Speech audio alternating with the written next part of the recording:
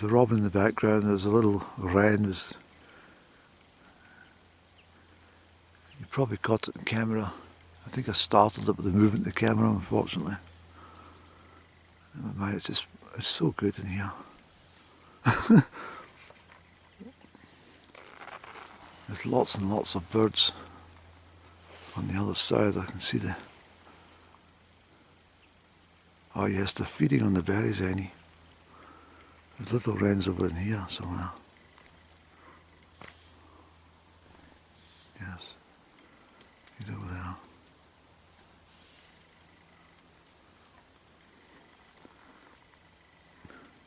I don't think they expect me to be here, you see. Which is... Yes, there's lots and lots of birds, Annie. Look at the birds up there.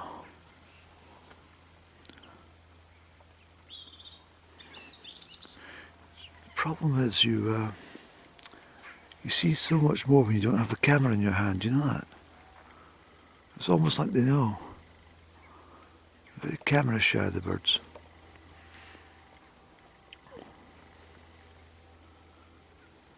But there's a lot of activity over across there. So I thought I'd just pop up onto the railway track itself, or the old railway, the route of the old railway line, and the monument's up at the back there, you see. But, there's a whole activity of birds all around about here. It was worth coming up to see.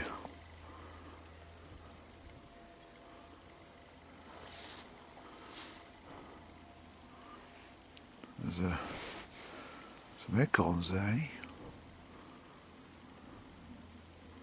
There's an oak and a sycamore together there. And these are some straggly round trees here. There's not any berries on them though. They must be the males.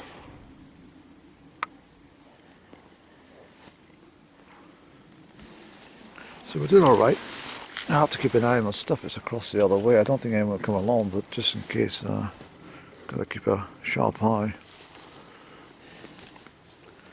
It's fabulous, it really is.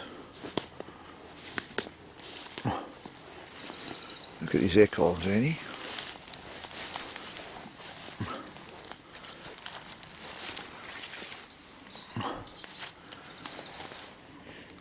If you want me to help the tree for the future, I'll take this acorn and I'll pop that in the freezer for 6 weeks or something.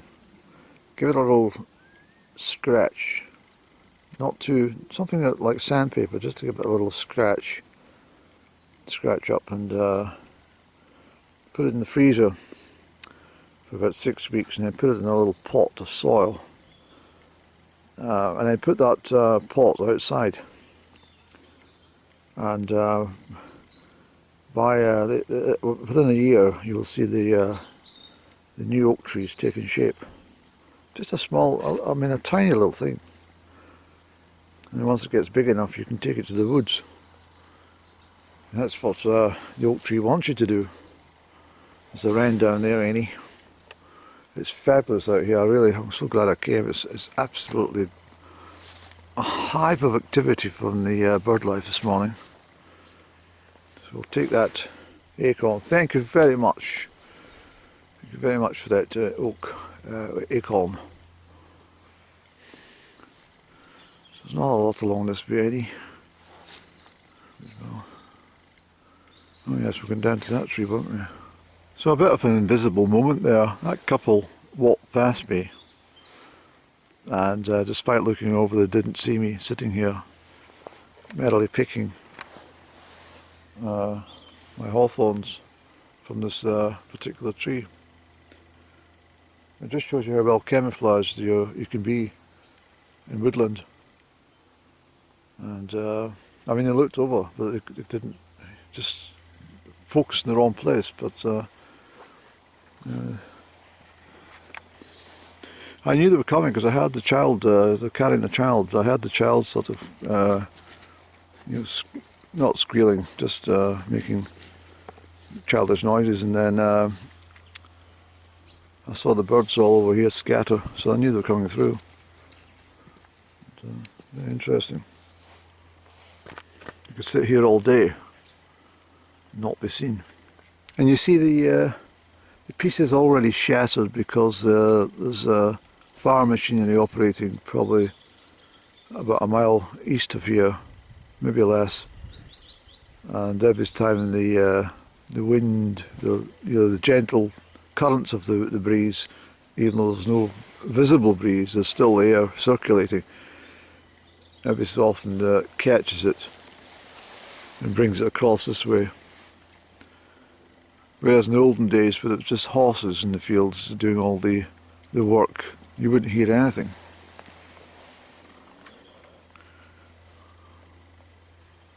I don't like modern machinery and noise. I'm sorry, but I don't like it.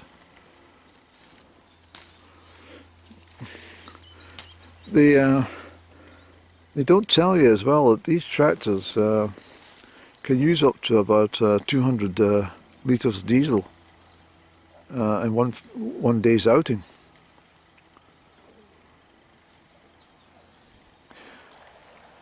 So I've been picking for about 90 minutes and taking a breather and having a cup of tea here by the banks of the River Erne. You probably spotted a little cigaretto in my hand. Well, that's the truth, I am taking one as well. And I've probably picked about 2.5 kilos, and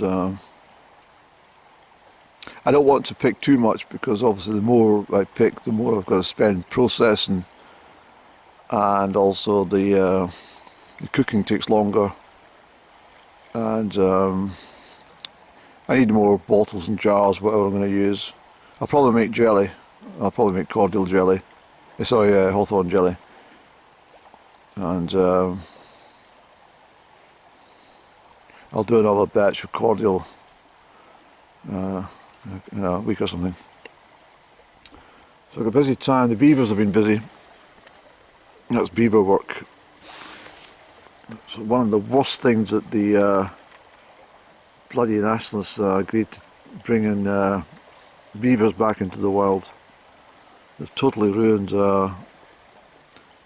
large stretches of the river banks, the River Erne and its tributaries, and also they've eaten all the fish, so the fishermen can't get any fish to catch, even for sport.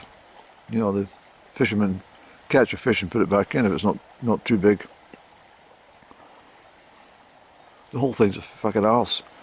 And this stuff here I talked about, the Himalayan balsam.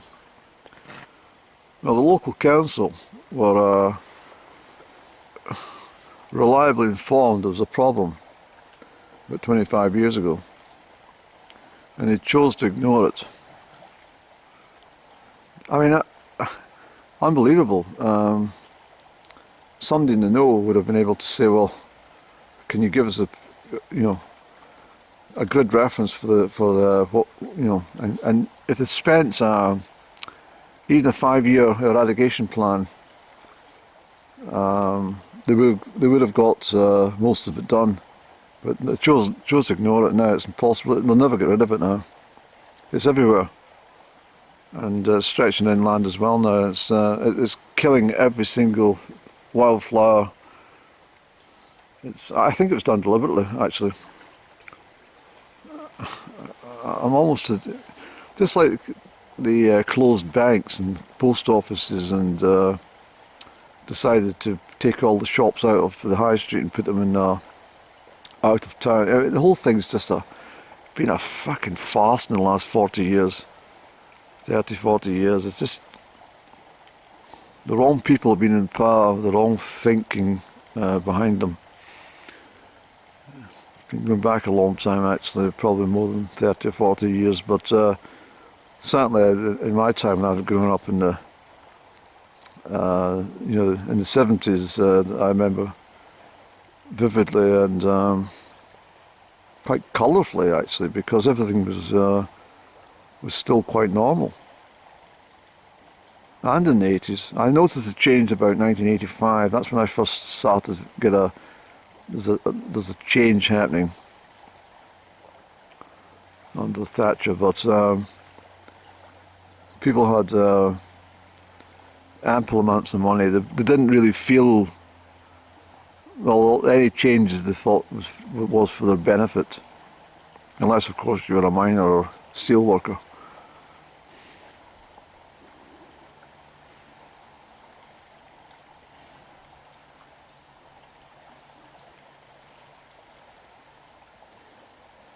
I noticed the American government, I mean, they're fucked up there as well. 7.8 million people have crossed the border since Biden took power. And that's down the Mexico-Texan border. 7.8 million people from South America have trudged north because Biden decided to open the borders just to get back at Trump, who built the wall. Immigration is fine if it's done legally and with a proper purpose, but this mass migration of people in America and elsewhere, Europe, it's just it's tipped to balance. I also note that Biden's mob have decided not to pay the military for the third month in a row.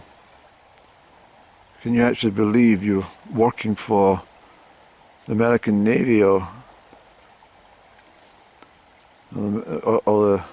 American, like the Marines or something like that, and for the third time you go to the ATM and you find that you have no fucking money because they've not paid you again. It's really scary stuff. And I mean, it's not just the military, it's the whole government departments. But American airmen, the Navy, and troops, no wages, 3 months in a row.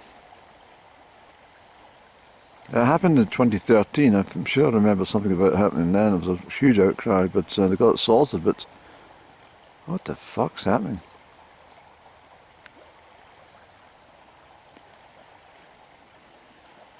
I mean, they say, oh well, I've spilt my tea. They say it, well, it doesn't really impact on us, but of course it does. If I don't even know if people went to war now, I don't think they'd give a fuck. I don't think anyone would bother. And certainly if the Americans were told they're going overseas to fight some conflict, to just tell the president to fuck off. You've not paid us for 3 months, why should we entertain you? I don't really know what's going to happen. Best ignore it all, eh? Just get on with your own business and let things happen the way they are. But that's a cop-out, isn't it? Because at the end of the day, you've got to keep an eye on what's going on this planet. Everything was going perfectly well, I thought. Life is pretty good for most people. There's always been conflict, of course, it's just the way it is, but on the whole it was I think I realise now that absolutely had the best years ever. I mean, apart from a bloody conflict at the other side of the world, the Falklands, I mean, it was I've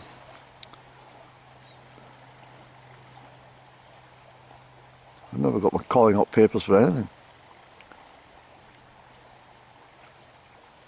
I mean,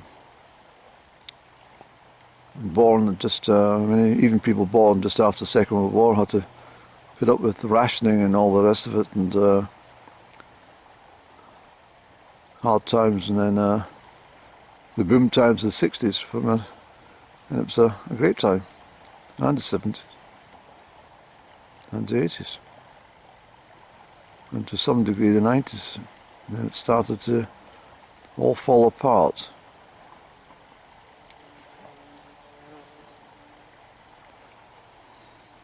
Okay, so I've cleared up some of the berries and taken away the leaf stuff that I don't really need.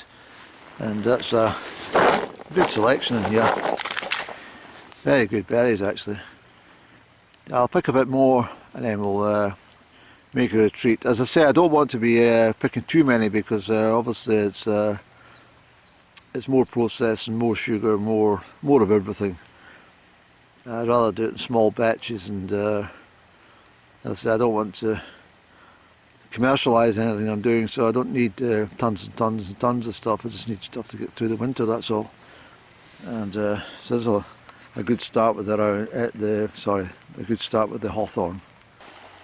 I mean, it's not just grand to be listening to that water in the background, gurgling over the rocks and, you know, picking away your own leisure.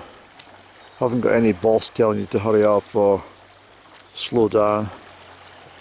You know, I mean, it's just total leisure here. It really is. It's just perfect. I've took my gloves off. I will advise you that hawthorns are pretty mucky for some reason. So that that's me removing the leaf stalk, you see, which you need bare hands for actually. But, well, not bad. It's not too jaggy at this quarter, so we're all right. Got a few scratches, but that's got to be expected when you're dealing with a thorny bush.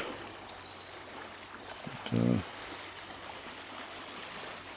yes, it's very grand actually here today.